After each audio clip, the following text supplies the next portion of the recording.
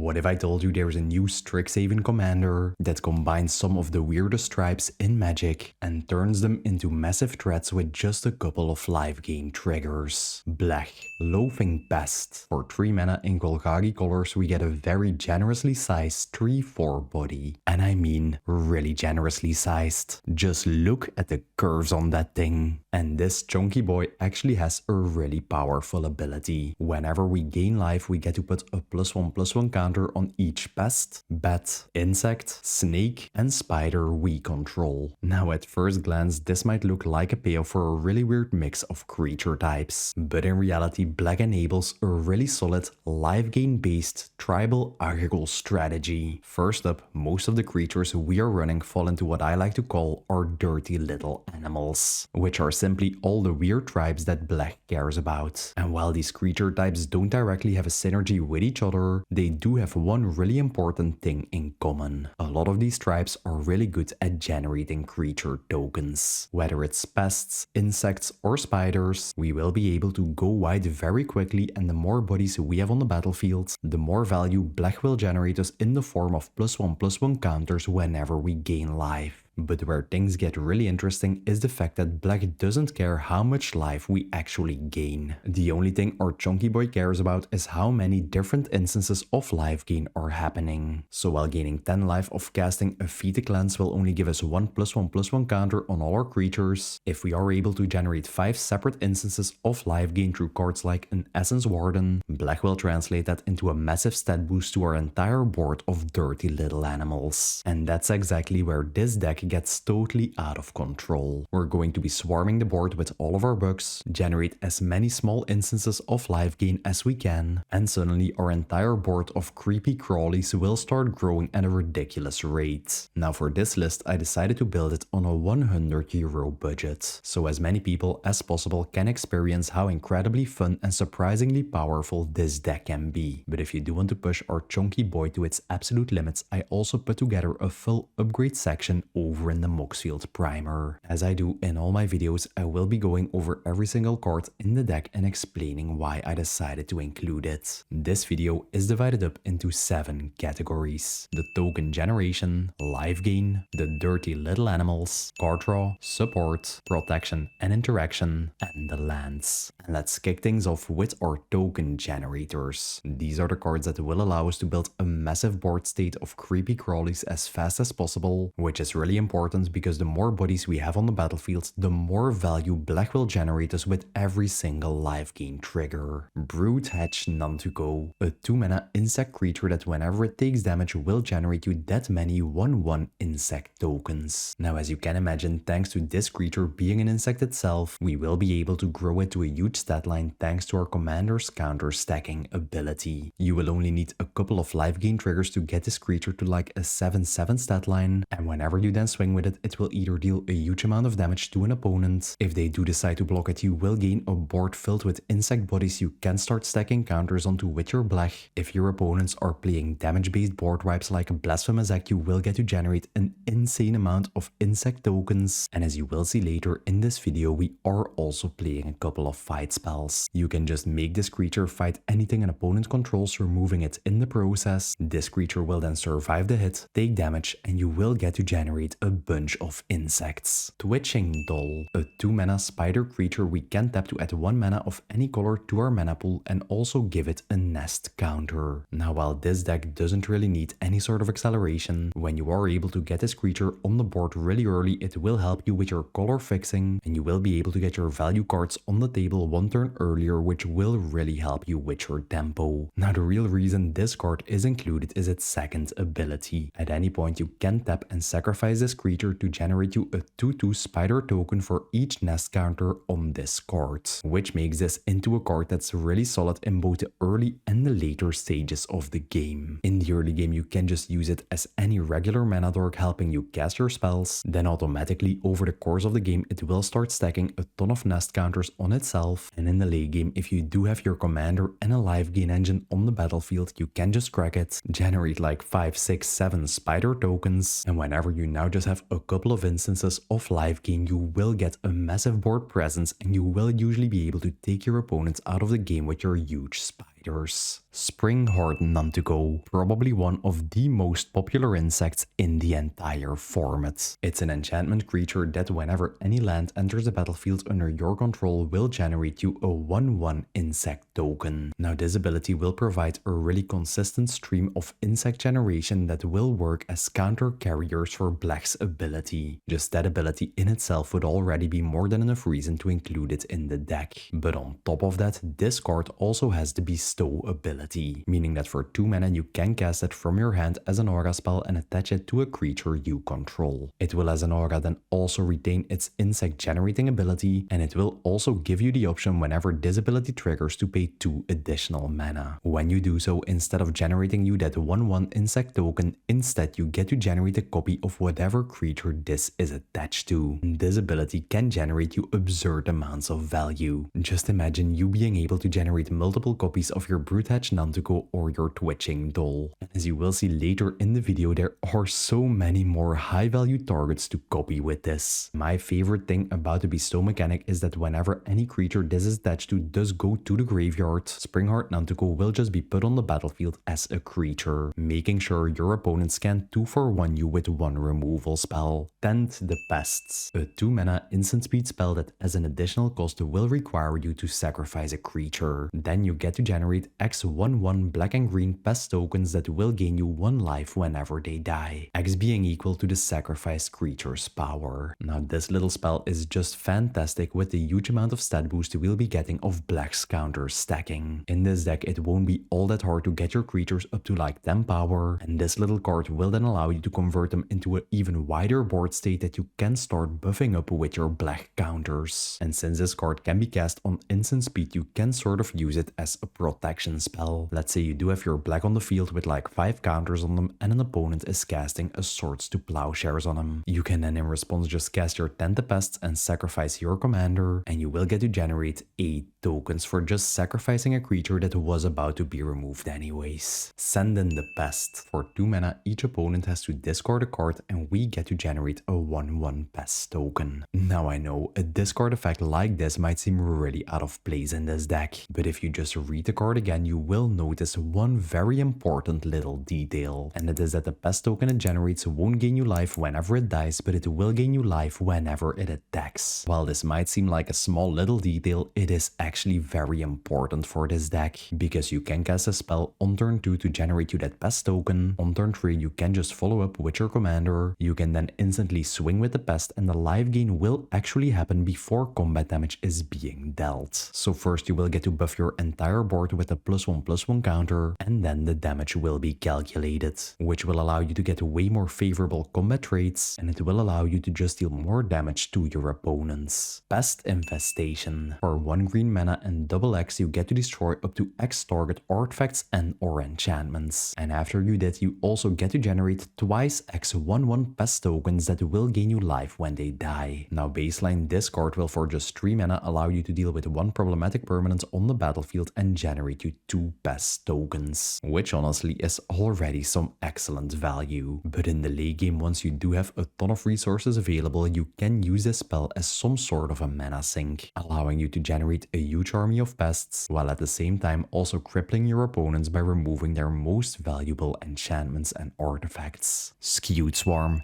the most powerful insect in existence. Now the first part of its ability works in exactly the same way as a Springheart Nantuko. On landfall, you get to generate a 1/1 insect token, providing you with additional insect bodies you can start stacking counters on over the course of the game. But where this little insect goes absolutely nuclear is whenever you do control 6 or more lands, because instead of generating you a regular insect token, it will generate a token copy of itself, which will also have the same ability. And in practice, this is an exponential effect. You will get 2 Skewed Swarms, then 4, then 8, 16, 32. Yeah, things get really crazy. I'll just flash into the screen really quickly how big a Skewed Swarm can get. This really is a 3-drop creature that can win you the game all by itself, because if your opponents don't have any removal ready on the turn this comes down to deal with your original, whenever you then start playing lands on your next turn, it will be harder and harder for your opponents to get rid of this. They'll just have to pray they draw into a board wipe before you do control a gazillion Skewed Swarms. And fun fact, we can start stacking counters on all of our skewed swarm copies with our commander.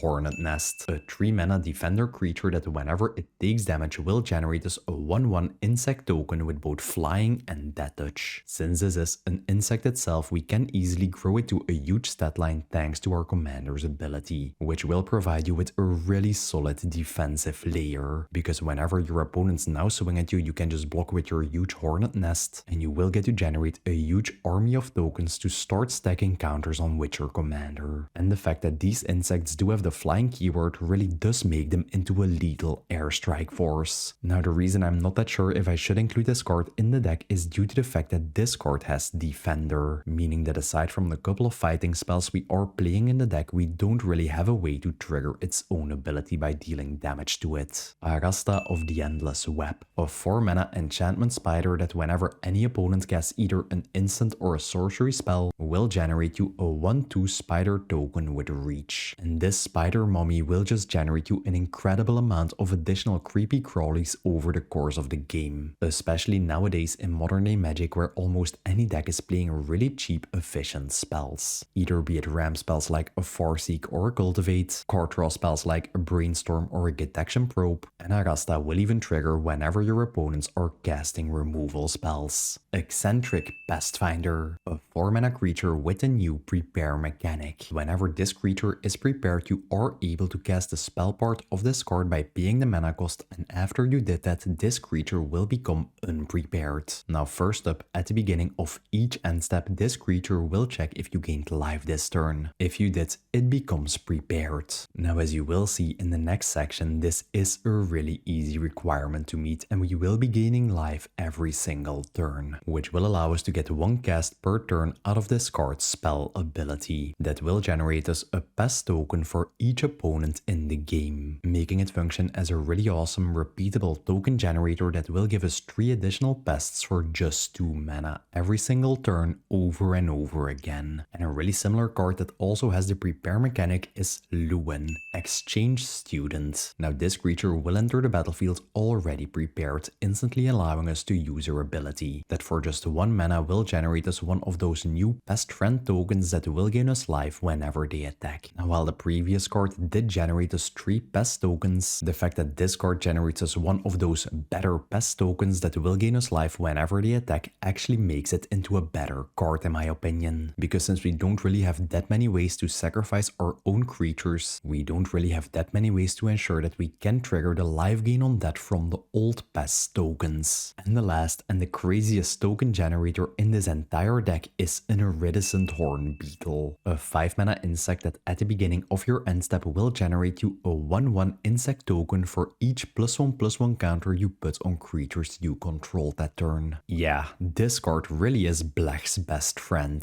Just imagine you having 5 tribal bodies on the battlefield and gaining life in 3 separate instances. You will then get to put a total of 15 +1/+1 counters across your board, and at the beginning of your end step, this card will then generate you a massive amount of 15 insect tokens, which on future turns you can start stacking additional counters on with your Blech. And if you do have something that will gain you life whenever a creature enters like an Essence Warden on the battlefield, it will see every single one of these insects entering the battlefield, and thanks to Blech's ability, every single one of them will enter as a 16/16 creature. Next up, we have the life gain. These are the cards that will allow us to generate as many separate life gain triggers as possible, which is exactly what this deck needs to start scaling out of control by abusing our commander's ability. And let's start by talking about the best life gain card in the entire deck, Essence Warden, which is basically the green version of the Soul Sisters. Whenever any creature enters a battlefield, you gain 1 life. And what makes this card absolutely incredible is the fact that it will even trigger whenever a creature enters under your opponent's control. You can just drop this creature as early as turn 1, and I can guarantee you over the course of the game, if this doesn't get removed, it will easily enable you to generate like 100 separate life gain triggers. Either be it from our own token generation like a Skewed Swarm or a Brute Hedge Nantuko, from your opponents playing a token deck like a Balin or a Krenko, or just naturally from your opponents playing value creatures. out. And just keep in mind that with an Essence Warden on the battlefield, every single creature entering will put a +1/+1 counter across your entire board. Absolutely ridiculous value when combined with your commander. Virulent Emissary, another 1-drop creature that will gain you a life whenever a creature enters, but this time it will only check on your side of the board. Now obviously it isn't as broken as an Essence Warden, but trust me when I tell you, with all of the creatures we'll be playing and all of the tokens we will be generating, it will provide you with a huge amount of Blech triggers. And this dude also has the Death Touch keyword, making it really annoying for your opponents to swing at you with their 10/10 Eldrazi tokens because they will just be destroyed in combat. Spectrum Sentinel, a 1-drop artifact creature that will gain you 1 life whenever an opponent plays a non-basic land. And especially with 3-color decks being this popular, barely anyone is playing actual basic lands nowadays. Usually whenever you do have your commander and discard on the battlefield, if you just pause the turn and you go through a turn cycle, by the time it's your turn again you will have had at least 3 life gain triggers and 3 additional counters on all of your creatures. And whenever your opponents are playing ram spells like a Farseek or a Cultivate, or they are using fetch lands, you will get to generate additional value. Blood Artist, a classic 2-drop aristocrats card that whenever any other creature dies will allow you to ping 1 damage to target opponent and will gain you 1 life. Now as I mentioned, we aren't a dedicated sacrifice deck, but over the course of the game, creatures will always be dying, be it by just being destroyed in combat or by your opponents using removal spells. And every time when it happens, you get to drain one of your opponents, and more importantly, you will get to put a +1/+1 counter on your entire board. Bogwater Lumaret, a creature with exactly the same effect as a Virulent Emissary, simply generating you 1 life whenever a creature enters on your side of the table. While it is strictly worse because it will cost you 2 mana instead of 1, we really don't mind the redundancy in this deck. The more of these life gain on ETB effects we can stack, the more value our commander will generate for us. And another card with exactly the same effect is a Prosperous Innkeeper, scaling really well with all the creatures we'll be playing and all of our token generation. And in addition, whenever this enters the battlefield, we also get to generate a treasure token, really helping us out with our early tempo. Tablet of the Guilds, whenever this 2-mana artifact enters the battlefield, we will have to choose 2 colors. And obviously we will be choosing black and green. Whenever we then cast a spell that has at least one of the chosen colors, we get to gain 1 life, which basically means whenever we now cast any spell in our deck, we get to gain 1 life, and we will get to put a +1/+1 counter on our entire board when our commander is out. Eumidian Terra Botanist and Kazandu Nectar Pot. Both cards are 2-drop insect creatures that have exactly the same effect. Whenever a land enters a battlefield under our control, we get to gain 1 life, basically guaranteeing us 1 Blech trigger every single turn if we aren't missing our land drop, while at the same time also being insects themselves, and they will function as counter carriers for Blech's ability. Life Gift, a 3-mana enchantment that whenever any land enters a battlefield under any player's control will gain us 1 life. Now while this card will cost you 1 mana more than the previous cards and isn't actually an insect itself, it will generate you an insane amount of life gain triggers. Because no matter what table you are playing at, one thing is for sure: people will always be playing lands. This effect will trigger whenever you drop a land, whenever an opponent drops a land, whenever anyone is casting an acceleration spell, and if you are playing this against a landfall player who is about to cast Escape Shift, you will get a ridiculous amount of triggers of it. And the last card in this section is a Social Climber, which is a creature that has exactly the same effect as a Virulent Emissary or a Prosperous Innkeeper, gaining you 1 life whenever a creature enters the battlefield under your control. Now while this card is the least efficient life gainer in the entire deck because it will cost you 3 mana, it will still provide you with a huge amount of separate life gain triggers, and we really do need as many of these effects as possible, because our chunky boy won't actually be able to do anything if we aren't able to gain life. Next up we have our dirty little animals. These are simply our pests, spiders, bats, insects and snakes that help round out the deck and will grow alongside anything we're doing. Caustic Caterpillar, a 1-drop insect creature that we can sacrifice for 2 mana to destroy any artifact or enchantment on the battlefield. A creature body we can drop as early as turn 1 to start stacking counters on with Blech, and that also allows us to deal with any problematic cards on the battlefield like a Ristic Study, a Smothering Tide, or an Aura Shards. And an even better version of this card is a Haywire Might, which is also a 1-drop insect, but this time we can sacrifice it for just 1 mana. When we do, instead of destroying an artifact or enchantment, instead we get to exile it, which honestly makes it even better, because if you are playing against an enchantment recursion deck like Mishkin's Aniktea deck, you can just exile his value enchantments and you won't even have a way to ever get them back. And on top of that fantastic ability, whenever this creature would die, you also get to gain 2 life. So whenever you do decide to sacrifice it, you will even gain a Blech trigger in the process. Ghastly Gloomhunter, a simple 2-drop bat creature that has both flying and lifelink. Yeah, that's it. Those 2 keywords and the bat typing is the only reason this card is in the deck. You can even ignore its kicker ability. It just sets up for the perfect curve. You can play this creature on turn 2, then drop your Blech on turn 3. You can just swing with this creature, and thanks to its flying, it will always connect. You will get to gain life of its lifelink trigger, and you will start the counter stacking process. And once your life gain engines are online and you are able to get like 10 counters on this creature, you will be able to deal huge amounts of damage in the air, while at the same time also gaining you massive amounts of life thanks to its lifelink. Another creature with exactly the same stat line and keywords is a Deep Cavern Bat, which is included for exactly the same reasons as the previous card. And on top of that, whenever it enters the battlefield, we get to look at an opponent's hand, pick 1 non-land card from it, and then that card will get exiled until this creature leaves the battlefield. Now, while this effect might not seem that impressive, it can actually win you games. Because let's say you are playing against an opponent who is playing a ton of board wipes. You can just target them with this effect, get a board wipe from their hand, and for as long as they have no way to get this creature off the battlefield, your board will remain safe. Basilica's Creature, a 2-mana bat with the Extort mechanic. Whenever you cast any spell, you get the option to pay 1 black mana, and when you do so, each opponent will lose 1 life and you will get to gain 3 life. An Extort is just the perfect mechanic for what we're trying to do in this deck. Since the mana curve of this deck is really low, there will be a ton of turns where you do have little bits of mana left. You can then just invest it in the Extort mechanic, which will put additional life drain pressure on your opponents and will result in you getting additional stat boosts to your entire board thanks to your commander. And since this card is a bat itself, you will be able to boost its stats to a huge amount, and it will be really hard for your opponents to ever get this off the board.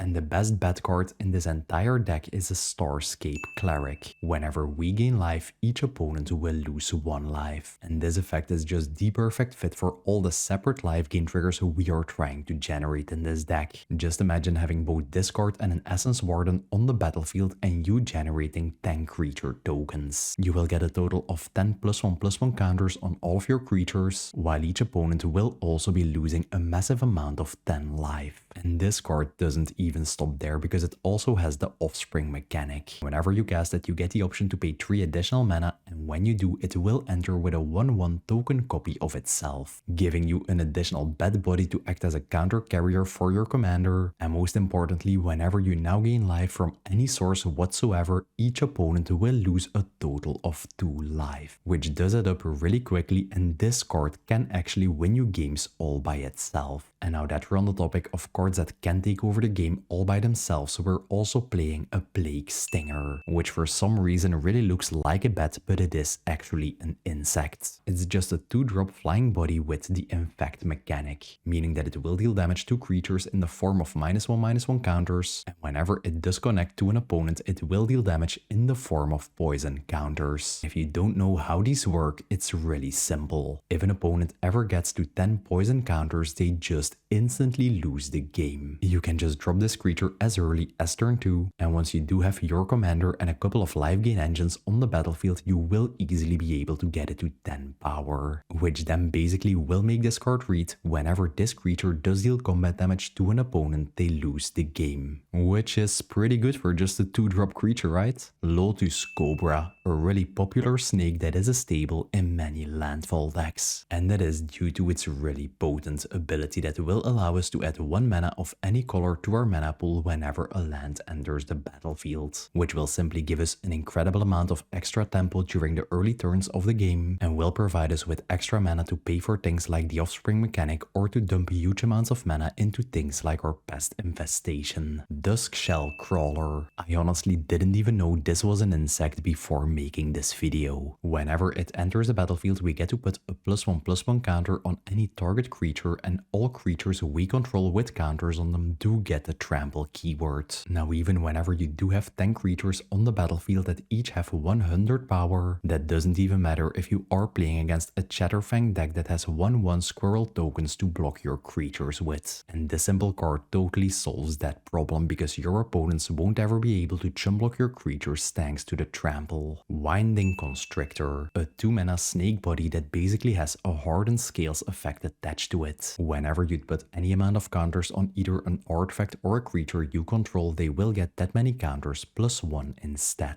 essentially doubling up on all of the counters that our commander will provide for us on all of our creatures. And it also has a really cool interaction with Twitching Doll, because whenever you now tap it for mana, it will get 2 nest counters instead of 1, which will generate you double the amount of spider tokens when you finally decide to crack it. Teacher's Pest, a creature that just like the new Strixhaven Pest tokens will gain you 1 life whenever you attack with it, allowing you to buff up your entire board with your Blech before damage is even dealt. And on top of that, it even has its own built-in recursion ability. For just 2 mana, you can return this creature from your graveyard to the battlefield tapped, making it nearly impossible for your opponents to permanently get rid of this, while also making sure you always have access to a source of life gain triggers. Hooded Blightfang. Whenever you attack with any Death Touch creature, each opponent will lose 1 life and you will gain 1 life. And thanks to this creature having the Death Touch keyword itself, it does function in the same way as the previous card, just gaining you 1 life whenever you attack with it. Now just by itself, this creature already provides you with some really solid value, but once you do get additional Death Touch creatures like a Virulent Emissary or Death Touch insect tokens from your Hornet Nest on the battlefield, you will actually get a separate trigger for each different Death Touch creature you're attacking with, which will result in you draining out your opponents and you getting a ton of +1/+1 counters across your entire board.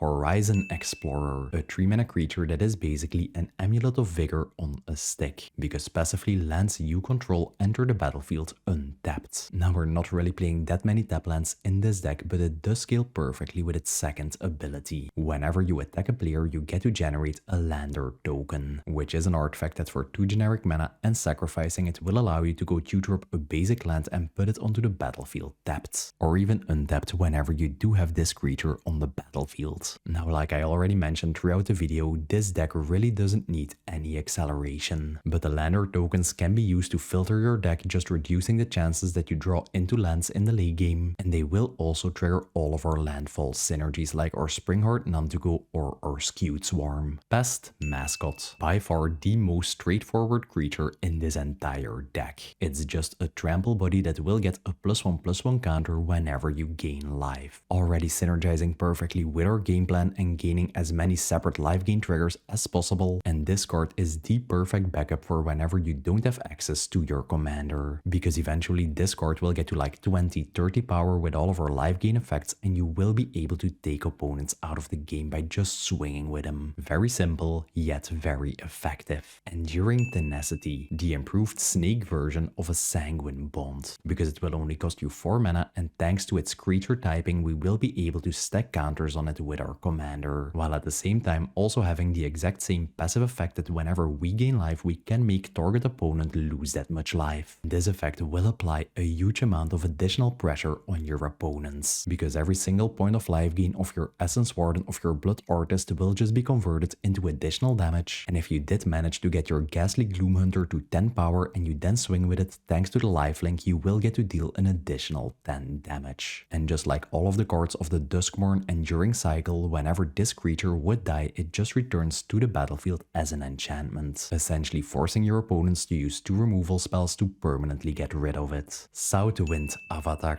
which is probably one of my favorite creatures released this year. I just keep including it in all of my decks. And especially in this deck, it does give us additional value because it actually has the snake typing. First up, whenever any creature we controls would die, we get to gain life equal to its toughness. So if your opponents are casting removal on your creatures or they are just dying in combat, you will always get to gain huge amounts of life on this and a huge amount of separate life gain triggers, which will translate into counters. My favorite part is that it also has a second ability just like a Starscape Cleric. Whenever we gain life, each opponent will lose 1 life, just synergizing perfectly with its own first life gain ability, doubling up on the value that our Blood Artist will generate us, while also allowing us to convert all of our life gain into actual table-wide pressure. And the last card in this section, but certainly not the least, is Fumulus, a 4-mana flying death touch insect that whenever any player sacrifices a non-token creature will generate us a 1/1 black flying insect, already providing us with an additional token whenever we cast our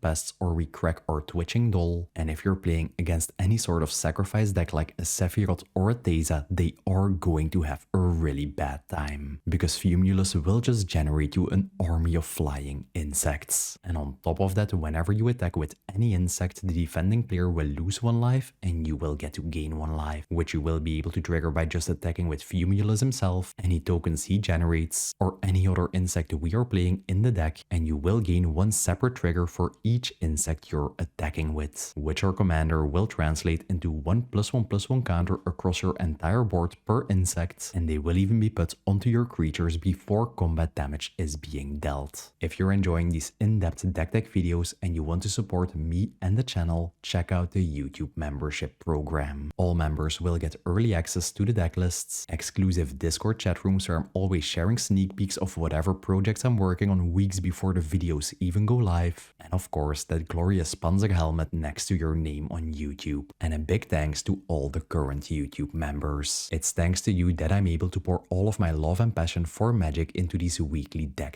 videos. And speaking of support, if you're picking up new sleeves for your decks, you can now head over to the Dragon Shield web store and use the code Panzer to get 5% off your order. So if you're building your own version of Blech and you have to sleeve up your dirty little animals, you might as well enjoy a small little discount and support your favorite content creator in the process. Sounds like a win-win situation to me. Next up, we have the card draw. Since this deck has a really low mana curve, we do need ways to make sure we never run out of gas. These cards will help us refill our hand and make sure we can keep the pressure going. Stocking the Pantry, a 1-mana enchantment that whenever we would put any amount of +1/+1 counters on a creature will also get a supply counter. And for 2 generic mana and removing a supply counter from this enchantment, we get to draw a card. Now I can guarantee you that once you do have a couple of creatures and your commander on the battlefield, this enchantment won't ever run out of supply counters, which especially in the later stages of the game will allow you to convert any spare mana into new cards, which will make sure you can keep the pressure on your opponents. Caustic Bronco, a 2-mana snake horse mount that whenever it attacks will allow you to reveal the top card of your library and put it into your hand, and then you will lose life equal to the converted mana cost of that card, which is basically exactly the same effect as a Dark Confidence, drawing you 1 additional card every single one of your turns. And since we're playing a life gain deck, we don't really care about the life loss anyways. And this card also has the Saddle Tree mechanic, meaning that during your first main phase you can tap any creature with power 3 or greater, and whenever its trigger then happens, instead of us losing the life, each opponent will lose life equal to the converted mana cost, just giving you a little bit of additional pressure on top of the card draw. Hollow Merc Siege. Whenever this enters the battlefield, we will have to pick one out of its 2 modes, and in this deck we will always be picking the first one, that whenever any counter is put on a creature we control will make us draw cards. This ability will only trigger once per turn. Now let me tell you, once you do have your Blech and a simple life gain engine like a Spectrum Sentinel on the battlefield, this card can do some absolutely crazy things, because you can just pass the turn and usually all 3 opponents will be dropping a non-basic land during their turn, which Blech will translate in a +1/+1 counter, and this simple 2-drop enchantment will draw you 4 cards per turn cycle, which is some really crazy value. Scheming Silvertongue, a 2-mana flying lifelink creature that at the beginning of your second main phase will check if you gain 2 or more life this turn. If you did, this creature becomes prepared prepared and you will be able to cast the Sign in Blood part of this card, drawing you 2 cards at the cost of 2 life. Now first up, getting this creature prepared is incredibly easy to do in this deck, and you will always have access to a Sign in Blood every single turn. And my favorite part is the fact that this creature has flying and lifelink itself, meaning you can actually swing with it, get an additional life gain trigger and get additional counters on your creatures. Dark Star Augur, the bad version of a Dark Confidant because it has exactly the same effect. At the beginning of your upkeep, you reveal the top card of your library and put it in your hand, and then you lose life equal to its mana cost, providing us with 1 additional card every single turn and also giving us a body we can start stacking counters on with our commander. And just like a Starscape Cleric, this card also has the Offspring mechanic, meaning by just paying 1 additional mana whenever we cast it, we do get 2 copies of this creature on the battlefield. More creepy crawly bodies to start growing out of control, and even more card draw. Inspiring Call, a 3 mana instant speed spell that will allow us to draw a card for each creature we control with a +1/+1 counter on it, while also giving all of those creatures indestructible until the end of turn. Now usually with all of our creatures and our token generation, this simple 3 mana spell will draw you between 5 to 10 cards, which is already some incredible value. And if you do have the feeling that an opponent is either gonna cast a removal spell on your commander or a value creature, or they will be casting a board wipe, you can just leave the 3 mana open and use this as some sort of a protection spell to protect your board.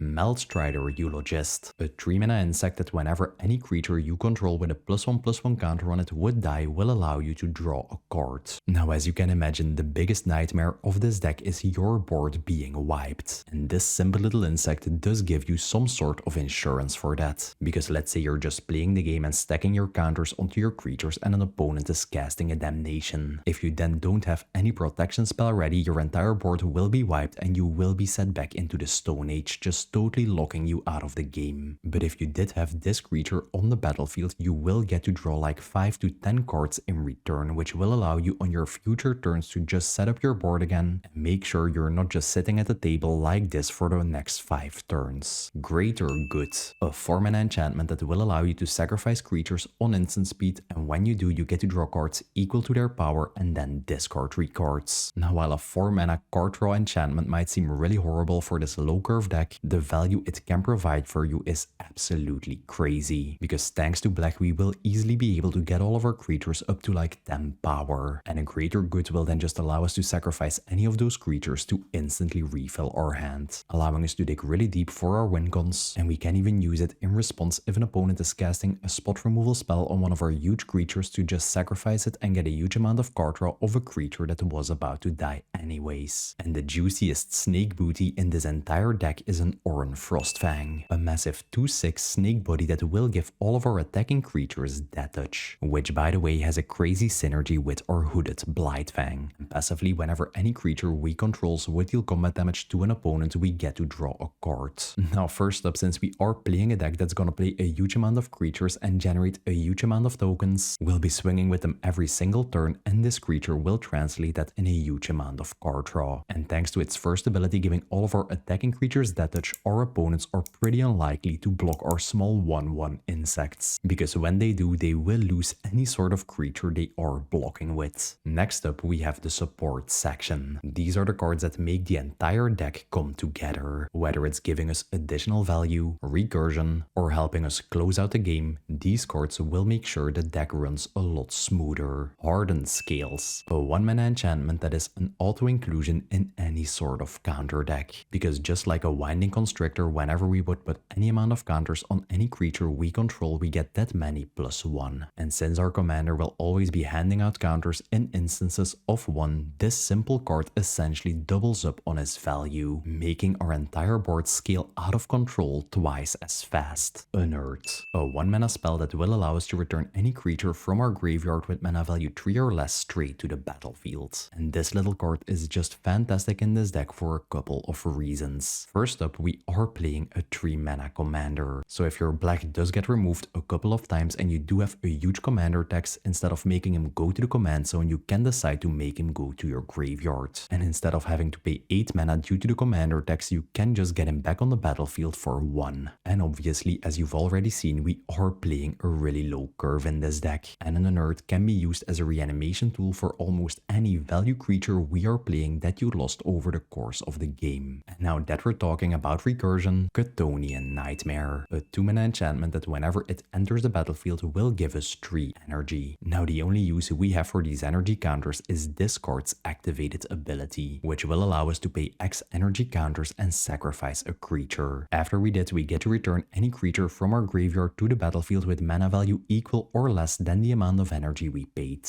And then this enchantment will return to our hand. And this card can be used in exactly the same way as an unearthed. You can use it to get back any value creatures or even your commander. And the best part about this card is the fact that it just returns to your hand and you will be able to use it over and over again for as long as you can keep paying the mana cost and sacrificing creatures. A fantastic way to sacrifice any pest tokens that will gain you life on that to gain additional black triggers. And in the late game, if you do have a creature on the battlefield and in your graveyard and you for example have an Essence Warden, you can just keep casting this card over and over again for as long as you have the mana and you will get a huge amount of life gain triggers. And this sort of loop would also synergize really well with the next card, Cauldron of Essence, a new 3-mana artifact we got in the Strixhaven set, that passively whenever any creature we control would die will make each opponent lose 1 life and we get to gain 1 life, which will give you additional pressure whenever your opponents are casting spot removal or board wipes, and it will also gain you a ton of additional life gain triggers. And on top of that, this card also has a reanimation ability, because for 3 mana, tapping it and sacrificing a creature, you get to return any creature in your graveyard to the battlefield, which will trigger its own first passive ability and give you an instance of life gain, while also giving you additional recursion for your value creatures or even a way to bypass the commander tax. And now let's get into my favorite card from the new Strixhaven set, Moseo, Vane's New Dean, a 3-mana flying bird skeleton warlock that whenever it enters a battlefield will generate you a pest token that will gain you life whenever you attack with it, which is already really solid because these pest tokens will give you an additional body to start stacking counters on and an additional way to trigger your commander. But what makes this card just absolutely incredible is its second effect. At the beginning of your end step, Moseo will check how much life you gained this turn. Then you get to pick any creature from your graveyard with mana value equal or less than the amount of life you gained and just return it to the battlefield. Yeah, this ability is just perfect for what we're trying to do in this deck, because we are playing such a low curve deck. Just gaining like 3 points of life in a single turn will be enough to reanimate any creature we are playing. And as you've seen, gaining 3 life in a single turn really isn't all that hard to do for us, and we will be able to gain the reanimation effect every single turn, just making this deck incredibly resilient and making your opponent's removal useless, because whatever they remove, Moseo will just bring back. Blossoming Bogbeast. Whenever this creature attacks, you get to gain 2 life, already giving you an additional trigger from your commander and also synergizing perfectly with the second part of his ability, because whenever it attacks, it will give all creatures you control both trample and a +X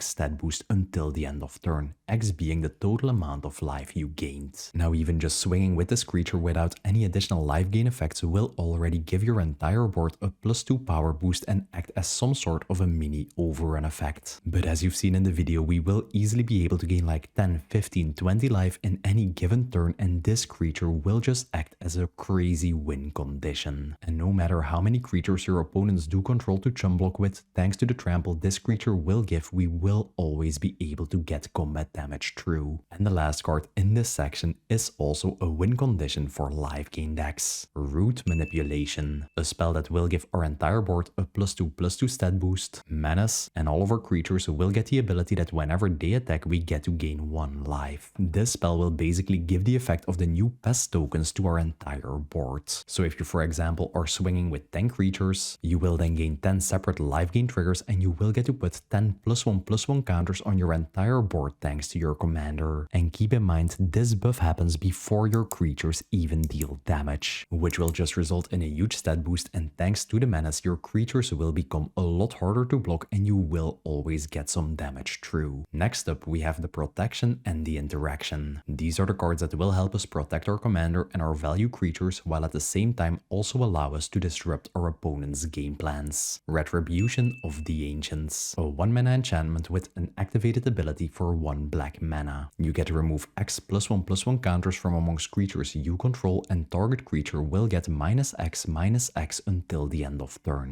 And this really is one of the craziest cards you can include in any sort of +1/+1 counter deck. To this day, I still don't understand why it isn't more popular. It's a really under the radar card. And especially thanks to Blech making it this easy to stack counters across our entire board, this simple card is just a repeatable removal engine that will allow you to remove anything on the board. It's actually a really oppressive effect. And just imagine having both a Blood Artist and this card on the battlefield. You can just activate it, remove all of the counters from your creatures and remove a big threat. Blood Artist will see the creature dying and you will get to gain 1 life. Your commander will then put a new set of counters on all of your creatures and you will be able to just use this effect again. Tamiyo's Safekeeping. For 1 mana on instant speed, you get to give target creature both hexproof and indestructible until the end of turn, making it a fantastic tool to protect both your commander and your value engines from being removed by board wipes or exile-based spot removal. And whenever you cast this card, you also get to gain 2 life, which will give you an additional Blech trigger. Assassin's Trophy. For 2 mana on instant speed, you get to destroy any permanent. The controller of that permanent will get a basic land in return or whatever, but usually that doesn't matter. You can use it to deal with massive problematic creatures, Mishkin's Deafening Silence, or whenever you are playing against a landfall player, you can even use it to destroy their Field of the Dead.